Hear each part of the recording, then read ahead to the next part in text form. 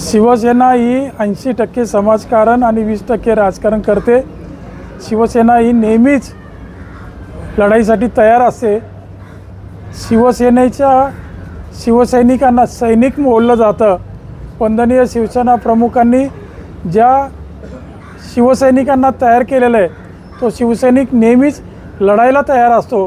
त्यामुळं ही निवडणूक कधीही लागली तर आम्ही त्याची वाट पाहत होतो आणि आम्ही लढायला तयार आहोत। अंबरनाथकर नक्कीच शिवसैनिकांना आशीर्वाद दिल्याशिवाय राहणार नाही। भाजपने नगराध्यक्षासाठी उमेदवार जाहीर केलेला आहे, परंतु शिवसेनेने अद्यापर्यंत जाहीर नाही केलेला आहे आणि त्यांच्याकडून सांगितलं होतं की शिक्षित उमेदवार आहे, सीए आहेत। खरं तर सन्माननीय मुख्यमंत्री देवेंद्रजी फडणवीस साहेब, त्याचबरोबर उपमुख्यमंत्री एकनाथ शिंदे साहेब ज्या ज्या व्यासपीठावर असतात ते सांगत असतात की निवडणुका युतीमध्ये लढू। असं असताना काही पक्ष आणि काही पक्षाच्या कार्यकर्त्यांनी जी अंबरनाथमध्ये घाई केलेली आहे उमेदवार घोषित करण्याची, ते केविलवाना प्रयत्न आहे असं अंबरनाथकर बोलत आहेत। अंबरनाथकर या विषयावर खूप नाराज आहेत, मतदार नाराज आहेत की युतीमध्ये लढत असताना, महाराष्ट्र चालवत असताना आज तुम्ही काहीतरी प्रलोभन दाखवून अंबरनाथकरांना जो उमेदवार घोषित केलेला आहे तो चुकीचा आहे, अयोग्य आहे। त्यामुळं युतीची बोलणी झाल्यावरच असे उमेदवार घोषित होतात, परंतु त्यांनी ती घाई केली ती त्यांच्या अंगाशी येणार। 1,00,000% हा भाजपचा नगराध्यक्ष होईल अशी भूमिका त्यांनी घेतली। 1 लाखावर किती शून्य असतात हे त्यासाठी तेवढ्या काम करणं गरजेचं असतं।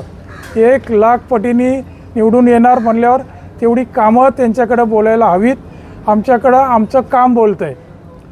आज आम्ही अंबरनाथमध्ये आमचे खासदार डॉक्टर श्रीकांत शिंदे यांच्या माध्यमातून जी केलेली कामं आहेत, सन्माननीय मुख्यमंत्री एकनाथ शिंदेसाहेब असताना लाडकी बहीण योजना असेल, अंबरनाथ शिवमंदिर, त्याचबरोबर मोठमोठे प्रकल्प, अंबरनाथकरांना दिलेला नाट्यगृह, अशा अनेक योजना अंबरनाथकरांना दिलेल्या आहेत। त्यामुळं आमचं काम बोलतं आहे आणि त्या जीवावर आम्ही अंबरनाथकरांकडे आशीर्वाद मागणार आहोत। तुमचं काम सर्वांच्या संपर्कात आहेत। निवडणुका या स्थानिक स्वराज्य संस्थेच्या आहेत, त्यामुळं स्थानिक कार्यकर्ते हे एकमेकांच्या संपर्कात असतात। परंतु मला खात्री आहे की अंबरनाथमध्ये 59 पैकी 40 ते 45 नगरसेवक हे शिवसेनेचे निवडून येतील आणि नगराध्यक्ष देखील शिवसेनेचाच होईल।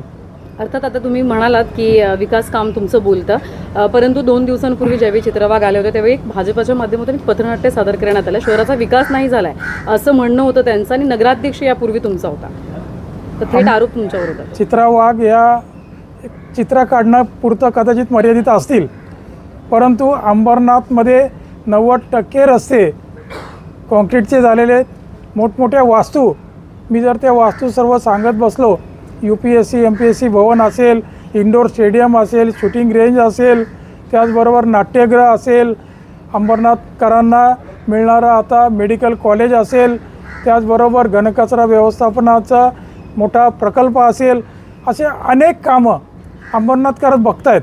अंबरनाथकर कुठेही रेघोट्या ओढत बसत नाहीत की विकास झाला नाही।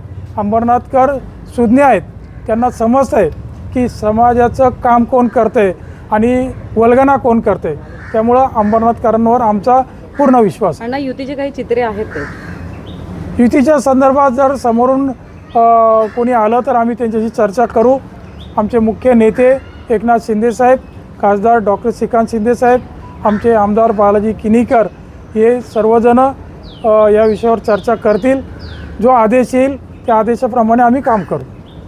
अंबरनाथमध्ये 285 कोटी रुपयाची पाण्याची योजना नाळंबी गाव येथे उल्हास नदीवर चालू झालेली आहे ऑलरेडी आणि येत्या 6 महिन्यामध्ये किंवा वर्षभर लागेल कदाचित, परंतु अंबरनाथकरांचा पाण्याचा प्रश्न सोडवण्यासाठी प्रयत्न करत आहोत। बदलापूरमध्ये नाही, आमची राष्ट्रवादीबरोबर युती होते अंबरनाथमध्ये, परंतु भाजपबरोबर तर त्यांना युती करायची असेल तर त्यांनी आमचे वरिष्ठ जे आहेत त्यांच्याशी बोललं पाहिजे।